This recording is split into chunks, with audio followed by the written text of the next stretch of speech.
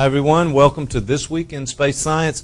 I'm Michael Baltimore and I'm here with Sean Cruzen, the director of the Coca-Cola Space Science Center here in Columbus, Georgia, associated with the College of Education and Health Professions, and we're always glad to have Sean. Sean, welcome to Friday. Here's your show. Thanks, Mike. It's good to be here as always, and looking forward to talking to you about all kinds of exciting stuff taking place in the world of space. You know, we are everywhere, you know, space on the planet, and also down at the Coca-Cola Space Science Center. I know there's so many things going on down there. Well, we have a lot of people tuning in, and let's just get right to it. So what's our first story? Something about a satellite. Yeah, there was a spy satellite, a secret spy satellite launch. Secret? That was announced to the world, apparently. Okay. You know, it's hard to keep a secret sometimes on these things. You know, we remember the one we had that looked like the space shuttle, the spy. Yeah, that's right. That's right. The little mini shuttle that the Air Force launched. That's right. The Air Force. That was also top secret. It was on the internet, too, except that we all knew about it. That's right. But no, what ends up happening is that there are these launches that take place. We know what they are, but we don't know anything about the satellite. And so this particular satellite that's going to be launched was scheduled to be launched last night. Right. They've now bumped it off until tonight. It is a spy satellite. It's being launched on a special kind of rocket, though, and the rocket that's being used is called a Delta IV Heavy. And the thing that's interesting about the Delta IV Heavy is that it is the largest payload unmanned spacecraft that the United States has, and so this is the biggest one other than the space shuttle in terms of being able to launch these really heavy payloads. And the reason is because this spy satellite, which is somewhat secret in terms of its mission, right. There's one thing that's not secret about it, and that's that people know that it is one of the largest. It is supposed to be the largest satellite in space once it goes up. Now, this obviously doesn't include the International Space Station, but this thing is a very large satellite, and it's known to be that. And again, when I say it's known, there are military analysts out there that kind of keep an eye on these things, and so even though they don't know all the functions of this satellite, they do know some of its characteristics. This thing, when it gets to space, is going to have some boom arms and some antennas that expand out from it. They're going to be over 100 meters in size, and that's bigger than a football field. And so this thing is a very large satellite, and so that's why it takes that Delta IV Heavy to be able to lift it off the ground and get it up there. It's going to be heading for a geo-stationary orbit. And the Heavy is just the size of the rocket that's going to be able to get this up there because of just the pure weight. Yeah, exactly. It's just a reference to the fact that this thing is a heavy payload lifting spacecraft. And with that size too, Sean, it seems to me that we've got a lot of satellites and a lot of things orbiting Earth and all of these things. You know, the bigger, the more likely that something's going to run into it at some point too. Is that true? It's very true in the sense that they have to be extra careful that they know they're putting it in an orbit where it will not come into conflict with other satellites that are up there or space debris that's up there and things like that. And people who watch the show may have heard me talk in the past about this zombie satellite that kind of drifted that's the through one. Yes, that's right. Geostationary ring. Well, the reason that was such a bad thing is because that satellite was under no one's control, and so once a satellite gets out of control, it can easily pass through areas where there are other satellites and cause collisions and things. And so that's why out of control satellites are a bad thing out there in that mildly crowded space environment out near the geostationary ring of satellites. All right, that's an interesting story. Launch tonight. The launch should be tonight about 6 p.m. or so. A neat thing about it, if anybody's along the Florida coast, they're going to be able to see this thing after dark. And so a very cool-looking launch as this Delta IV Heavy, this very large rocket, launches off from the Kennedy Space Center after the sky gets dark. And so you'll see a big plume of flame, obviously, and a nice glowing line as this rocket launches off into space from the Kennedy Space Center. All right, interesting story. Now, I know last week we talked about the Space Shuttle Discovery, and we had some leaks. Where are we on that this time? Yeah, they've managed to nail down most of the leaks now. They've gotten those at least diagnosed or fixed, and they would have been able to still shoot for a November 30th launch window. However, it's now looking like there's another problem out there that's going to supersede that. It's going to push that launch back at least into December, and that's the fact that they are finding continuously now new cracks in the tank, the main fuel tank of the Space Shuttle Discovery as it sits there on the launch pad. Yeah, the foam covers that, so we're not sure if there's a crack there or not until some leak or discoloration, I assume, but maybe other ways. But you hit it on the head, and actually the way they found these cracks in the first place is that insulating foam layer on the outside itself developed a crack. And so they saw the crack in the foam first. And as you look at this picture right here, you notice that big orange tank that the shuttle hangs off of, it's very large. It's actually 15 stories off the ground there as it's standing up there. So it's a huge fuel tank. And there, it's filled with this cryogenic fuel, which means fuel at very, very low temperature. It's made out of aluminum. And so all of those things, when you start adding cracks into the equation, that's a bad scenario. It's a bad situation. Yes, it is. So they've been able to fix cracks in these big fuel tanks before. However, that's always been done at a processing facility. It's never been done when the shuttle's been sitting on the launch pad. So NASA engineers are still in the process right now of trying to determine whether or not they can scale up the side of that very large tank, again, 15 stories at its nose off the ground, and can they go in there and fix these cracks that have occurred.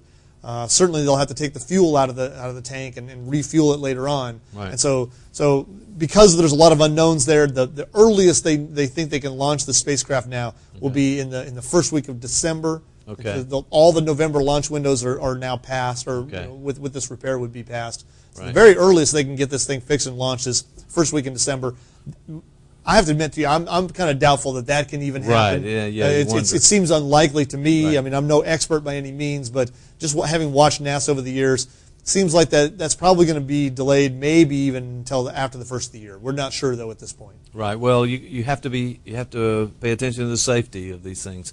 Yeah, for sure. Now, on another story, we talked on several shows in the past about the space station and the crew there. Mm-hmm. This story does have something to do with the space station crew, right? It does, and obviously the shuttle, its last couple of flights here, its mission is trying to complete the construction that's taking place up on the International Space Station. That's what it's all about. And so, Right. so that crew that's actually up there on the space station now, there are 3 of them that were scheduled to come home. When they say come home, they don't always ride the shuttle back. There's another delivery system to bring the space station astronauts back down to the ground, and that's the Soyuz capsules that are attached to the outside of the International Space Station. Those are the Russian systems, and so 3 of them can jump inside one of these Soyuz capsules and return to Earth that way.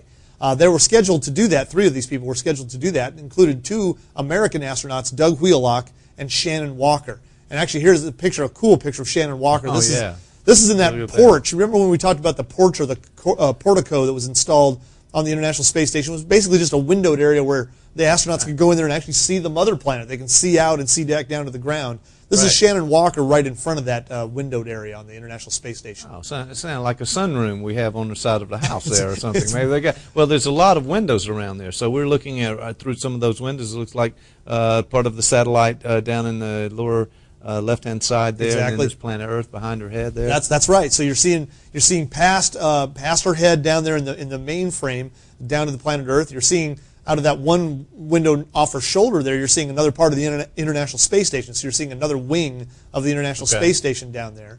And Shannon Walker and Doug Wheelock have done lots of spacewalks and done lots of what they call EVAs, where they're going out and actually working on the exterior of the space station itself.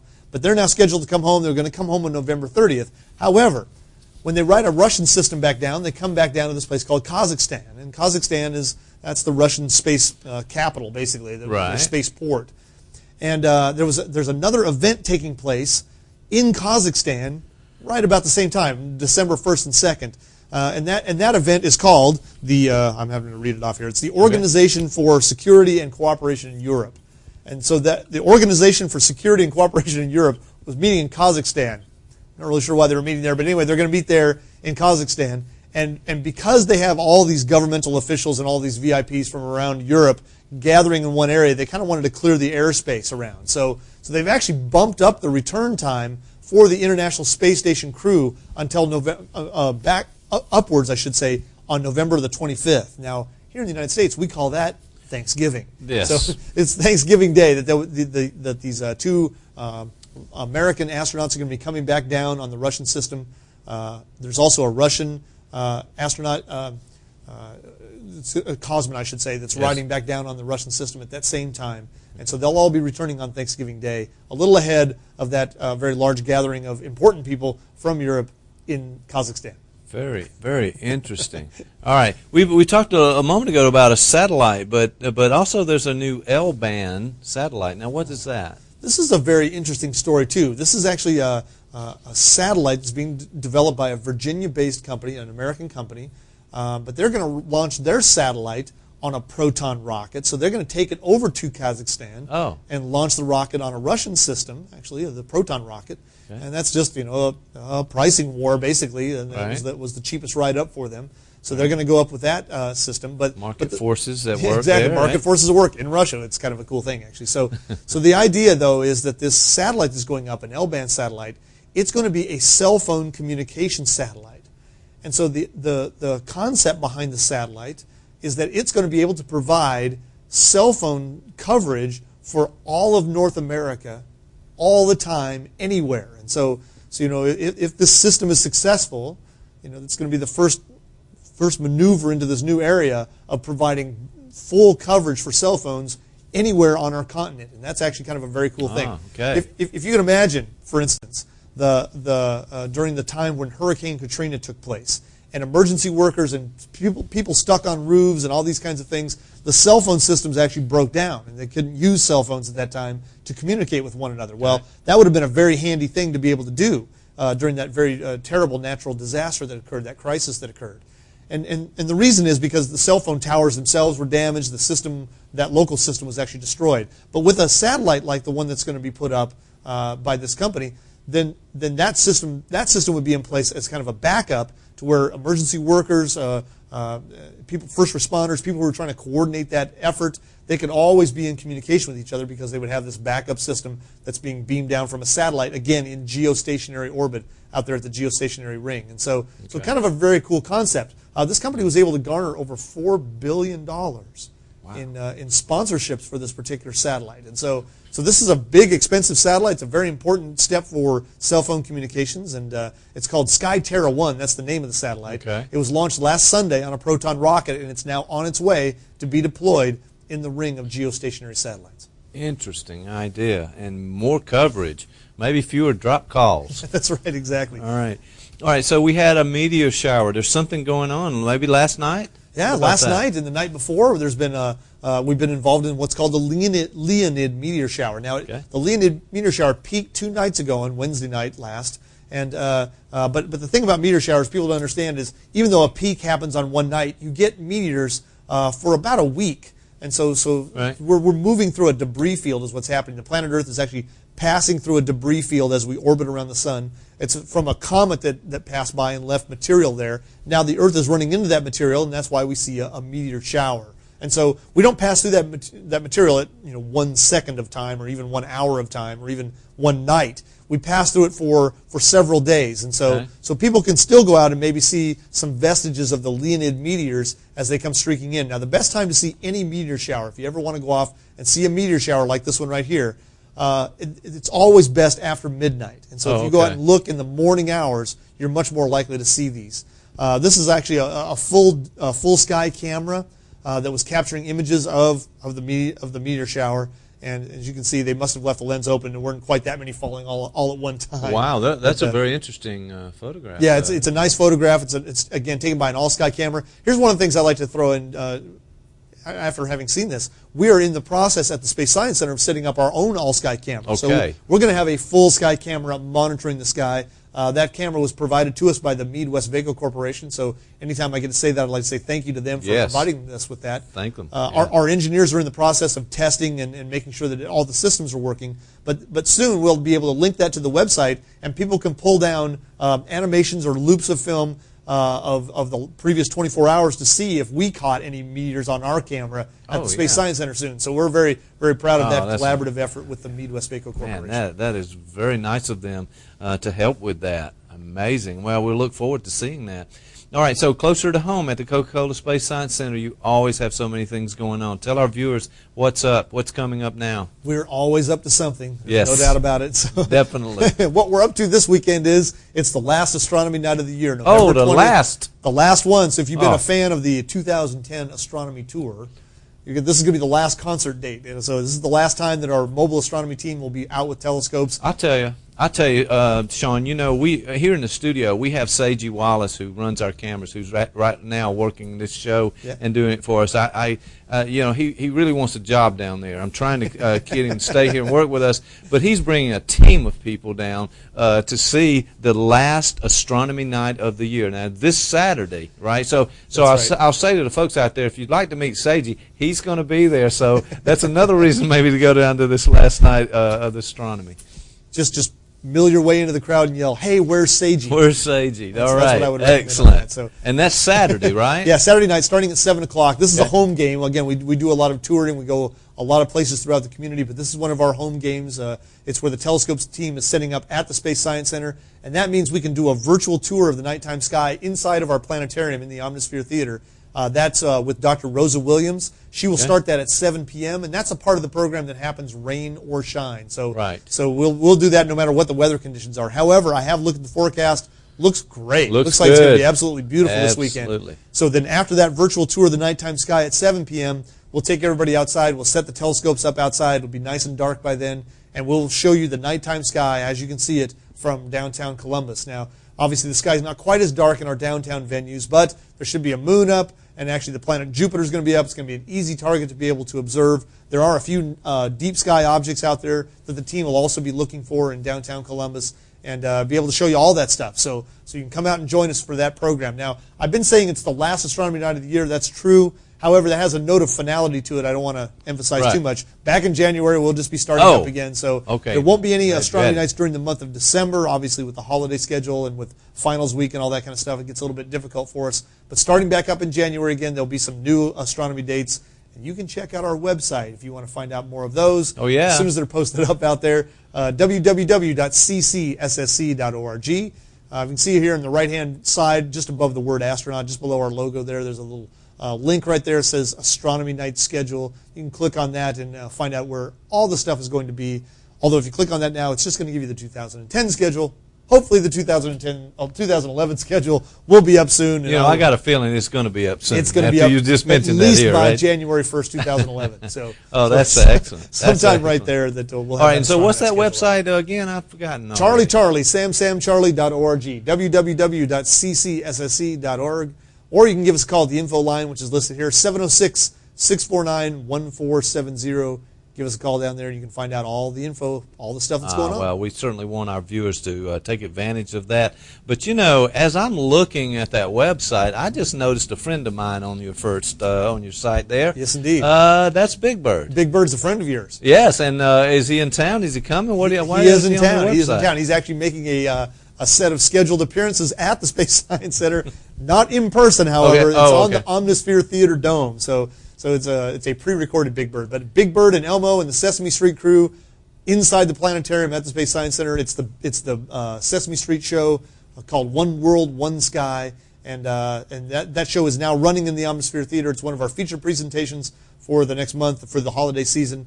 Also running in the Omnisphere Theater is a show called Astronaut, and that's one of my favorites. Oh, yeah. Tell us about that. Astronaut's a great show. It shows you how it really looks to be in orbit around the planet Earth. And on our dome, that's it's basically like an IMAX screen wrapped around your head. When you go inside there, you really get a sense of what it's like to kind of hover above the planet Earth and see how the shuttle is kind of floating there in the orbit. But the show itself talks all about what it takes to be an astronaut, all the kinds of things that astronauts have to do to train for space missions. Shows you what it's like to go in these neutral buoyancy tanks and train underwater. It's a great show. If you haven't been down there and seen that show, come down and see Astronaut inside the Omnisphere Theater. Now, Astronaut's good for the adult crowds, right. But again, the best kid show we have running right now is Sesame Street show. Make sure and bring the kids down and see Big Bird and Elmo, and that's good for the younger generation. I would say ages 6 and under. It's really good for the littlest kids in the crowd. Well, now there may be a holiday lineup coming up too for you down there. What can we look forward to? Every time we go into our holiday season, we also have our holiday planetarium shows. There's 2 of those shows that we generally feature. One is with our laser system, and that's called Laser Holiday, and so it's all your favorite holiday music set to laser lights in the Omnisphere Theater. It's just good fun. It's a good wholesome family show. Bring them down. You can sing along with your favorite Christmas carols and see that laser light show up there on the inside of the dome. Excellent. Good time there. The other show that's running is called Mystery of the Christmas Star. Talks all about the Christmas star and what that may have been. back in the time of the birth of Christ and that object in the sky. What was it? It was a kind of a mystery. It appears in the Bible there. If you want to know what astronomers think that could have been, come on down to the Space Science Center and you can see Mystery of the Christmas Star. Wow, it's a show produced by the Evans and Sutherland Corporation. And so it's a really great show. Come on down and check that out in the atmosphere. Oh, great holiday show lineup. Yeah, well, it sounds great. We need to keep going to that website, making sure we attend some of those great shows coming up. All right, telescopes for Christmas? You know, a lot of people ask me about, do we have any kind of interesting ideas for Christmas gifts? And we do. We actually have a couple of those interesting ideas for Christmas gifts. The first is our gift shop is carrying telescopes, and it's telescopes that we would actually recommend. All right, so lots of stores out there carrying telescopes. Oh yeah, sure. Many of those you don't want to buy because, well, they're not of the best quality, shall we say. There you go. So if you want the telescopes that we recommend, that we will actually help you use after you purchase them, come on down to the Space Science Center, buy the telescopes from our gift shop, bring them out to one of our astronomy nights, and we will show you everything you need to know about using your telescope. Wow, these telescopes are provided by Orion Telescope Company. If you want to just go directly to there, you can find out information on those telescopes. It's telescope.com. So if you go to www.telescope.com, you can find out all about the Orion telescopes, and we're carrying a smaller lineup, not all the telescopes, but a smaller lineup of telescopes in our own gift shop at the Space Science Center. So we have that collaborative effort going on with Orion telescopes out there in California. So maybe you could, we've talked about several things on here, but the ideas of a telescope is very important. You want to buy the best one, the one that you're going to use, and not stick in the closet later because it wasn't the right one. So that is great advice for those guys to come down. If you're interested in that, buying a telescope for Christmas, come down, talk with your staff down there, get some good ideas. I really would like to say another word on that. So many people buy exactly what you said, the wrong telescope, and it's easy to do. And unfortunately, there's a lot of telescopes out there that are being marketed that are, number one, they're hard to use. Right. And number two, they're on some kind of unstable tripod mount. They try to cut costs, and that's where they cut the costs. Right. So the thing wobbles and bounces around. All the eyepieces are plastic. All these things are kind of bad. And so we don't want to see people throw away their money on those kinds of telescopes. If you want to get a telescope, we want to make sure that we help you get one that you can actually use and your kids will enjoy and your family will enjoy. Come down to the Space Science Center and we'll kind of counsel you through that buying process. Excellent. Now, you know there are a lot of parties during the holidays. There are. Why is this on my list? Sometimes I actually even get invited. Oh, well, there you go. Well, let's hope so. Fans, viewers out there, Sean's available for your party. There we go. You heard it first here on TWiSS. Well, if you don't know where you're going to go for if you have no idea where to have your holiday party, I can help you out with that too. You can have it at the Coca-Cola Space Science Center. Oh, okay. You can have one there. That's great. If your group, organization, civic organization, whatever, is just looking for a venue, an interesting venue, a kind of different place to have your holiday Christmas party, you can have it at the Space Science Center. We do have a lobby. We have tables, chairs. We have all the stuff that you need, including that planetarium. You can actually take advantage of that when you're down there for the party. All the flight simulators, all that stuff is available if you book a party through the Space Science Center. Give us a call, again, at Space Science Center, and we can set you up for a venue for your holiday Christmas party. Maybe just a little bit different from any venues you've had. I would imagine it's very different. You're renting the Coca-Cola Space Science Center for a party, so you have all of that going for you. Exactly. Now, you don't actually have to invite me. That's just a rumor. All right. If you have the party at the Space Science Center, you don't have to invite me. But yes, we've been having functions and events at the Space Science Center year-round for many years now, and so it's a great place, again, for business meetings or conferences, any of that kind of stuff. But again, around the holidays, just kind of like to remind people that we are available. You can book your party at the Space Science Center. I think that's a great idea. Absolutely great idea. Hope people take advantage of that. Now, also, you got something on this list as we end up our show today about the summer camps for Christmas. Well, I don't understand. What is that? That's my other interesting Christmas idea. Oh, certainly okay. This time of year, people aren't generally thinking about summer or summer camps or any of that kind of stuff. It seems way off in the future. However, let me just remind you that we offer you a very high-quality summer camp program at the Space Science Center, all centered around the theme of learning about outer space and astronomy and space science. And those summer camps are taught by highly qualified teachers. They're run by our summer camp director, who is Mr. Michael Seckinger. He's a science teacher at Midland Middle School right here in Columbus. He's a great educator, and he organizes great camps. Now, having said all that, if you come down into the Space Science Center, you can actually buy a summer camp right now and give that away. So if you have a nephew, a niece, or a grandchild that you would like to get a great gift for, buy them a summer camp. You can do that now, and then they can take part in that come the summer of 2011. Kind of a gift certificate for the summer. It's a gift certificate for the summer. It's just kind of an interesting and different idea for a Christmas gift. Oh, I like that idea. So they can actually look at the schedule and decide when it fits their schedule and for child's and so forth, and make a good choice about that. That's exactly right. And again, I'm not sure that summer camp lineup's on our website yet, but you can give us a call at the Space Science Center and find out when the summer camps are, what ages are appropriate for what camps. Just give us a call on the info line. We'll tell you all of that information at the Coca-Cola Space Science Center. Excellent. Sean, this has been another great show. Thank you for bringing all of that information about the Coca-Cola Space Science Center to us and all of those things happening out in space. That spy satellite being launched, the L-band satellite, the meteor shower, the crew coming back from the space station. All of those things are wonderful news. You know, we play this show throughout the week. We want people to tune in and view it. We're just about to catch up when getting our on-demand. All of these shows This Week in Space Science on our on-demand site, so people can watch them on their own schedule. We want to say thank you for tuning in to This Week in Space Science, and watch us again each week here on coehp.tv and columbusstate.tv coming soon. So, Sean, thank you so much for being on the show, Mike, providing all this great information. No problem. My pleasure. All right, we love it. All right, fans, we'll see you next time on This Week in Space Science with Sean Cruzen. Have a good week.